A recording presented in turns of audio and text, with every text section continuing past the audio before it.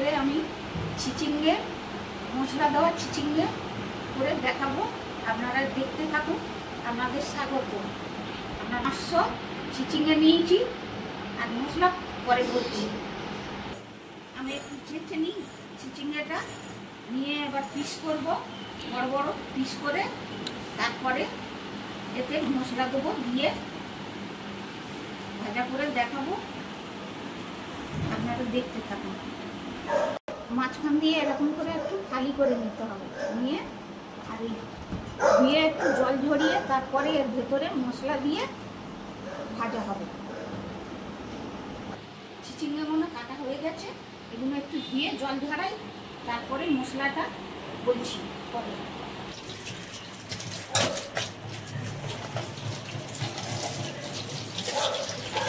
এবারে এই মশলাটা বলছি।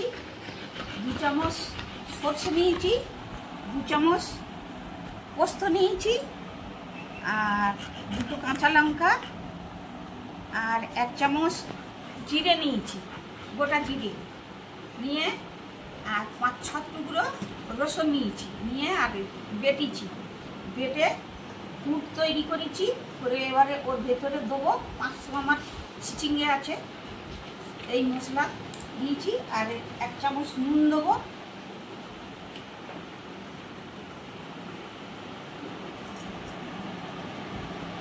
আর 1 চিমটে হলুদ দেবো, মানে 1/2 চামচ হলুদ দেবো।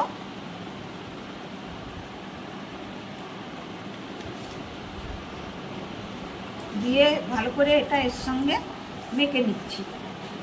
ভালো করে মেখে নিয়ে ওর ভেতরে পুর দেবো। সুতো দিয়ে বাঁধার দরকার নেই, এমনি পুর দিয়ে আর কড়াই দিলে আপনি নরম হয়ে ওই মশলা ওর ভেতরে সব সেট হয়ে যাবে। এবারে উল্টে পাল্টে শুধু ভাজা করে নেওয়া। ভালো করে একটু মেখে নিল মশলাটা, হলুদ দিয়েছি, নুন দিয়েছি,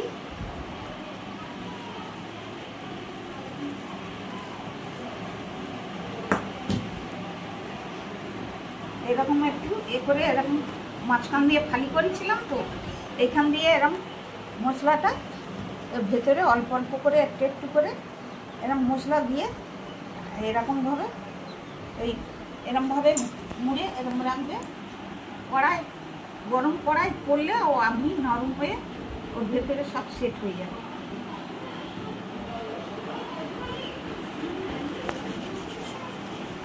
এরকমভাবে এক এক করে সব কটা এরকম করে নেবো। এরকম খালি করেছিলাম তো এর ভেতরে সব মশলা এরকম করে দিয়ে বাঁধার দরকার নেই, ওই ইয়েতে কড়াই দিলে আপনি নরম হয়ে সেট হয়ে যাবে।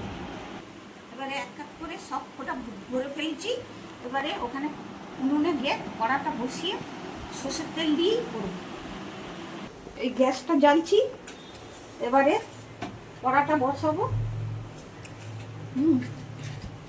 এই কড়াটা বসালাম, কড়াটা একটু গরম হলে তারপরে তেল দেবো, দিয়ে এইগুলোকে ভাজা করবো। এবারে তেল দিচ্ছি, কড়াটা গরম হয়ে গেছে। তেলটা একটু গরম হলে, খুব কম তেলে ভাজা হয়, ওটা ভাবেতে হয়ে যাবে। এগুলো দিয়ে একটু গ্যাসটা কমিয়ে দেবো, দিয়ে তারপরে আবার উল্টে পাল্টে করবো। একটু চাপা দেবো, চাপা দিয়ে তারপরে উল্টে পাল্টে নিয়ে নিলেই হয়ে যাবে। এক এক করে ওই সব দেবো, দিয়ে আর একটা কিছু দিয়ে চাপা দেবো। একটা করে দিলাম।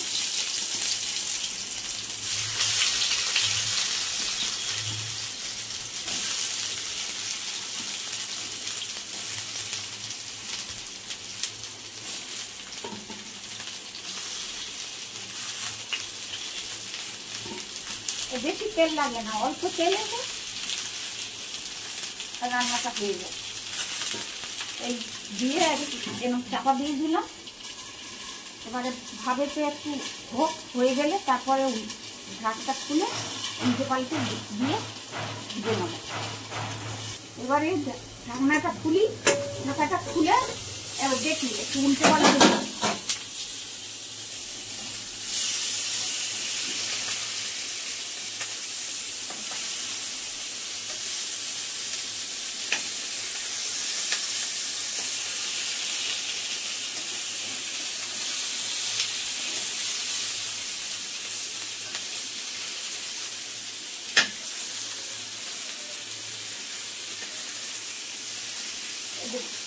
গরমেতে মশলাগুলো সব শেষ হয়ে গেছে,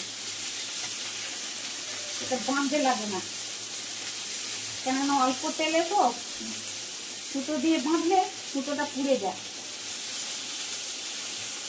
বেশি তেলে হলে তাহলে সুতো দিয়ে বাঁধতে লাগে, নাহলে বাঁধতে লাগে না। গেল, আবার একটুখানি টাকা দিই, গ্যাসটাকে কমিয়ে দিয়েছি, ওই ভাবেতে মানে হবে আর কি। থাক, ঢাকা দেওয়া থাক, আবার হোক, হলে আবার দিয়ে একটু গ্যাসটা জোর করে দিই। আর ঢাকনাটা এবারে খুলে দেখি।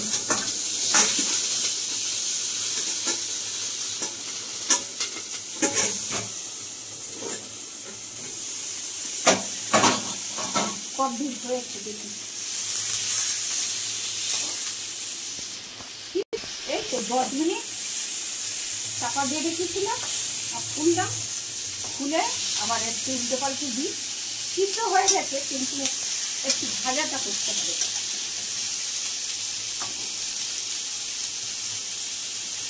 যারা না চিচিঙে খেয়েছে তারা এই চিচিঙে খেয়ে তারা খাবেই খাবে, এই মশলা দেওয়ার চিচিঙে ভাজা।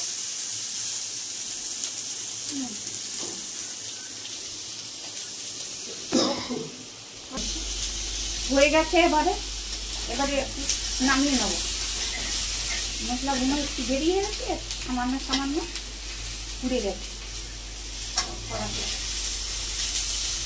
নামিয়ে নেবো। হয়ে গেছে।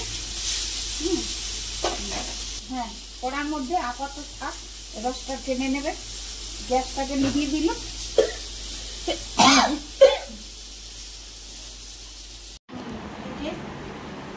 চিচিঙে মশলা, চিচিঙে নাতিকে দিই, খেয়ে বলুন ও কেমন হয়েছে।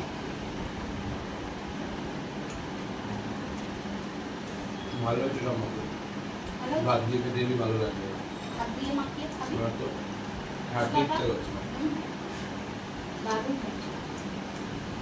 তো বন্ধুরা, আপনারা দেখলেন রেসিপিটা, বাড়িতে একবার ট্রাই করবেন, আর অবশ্যই জানাবেন কমেন্ট করে যে আপনাদের কেমন লাগলো। আর প্লিজ লাইক করবেন, সাবস্ক্রাইব করবেন। Good bye.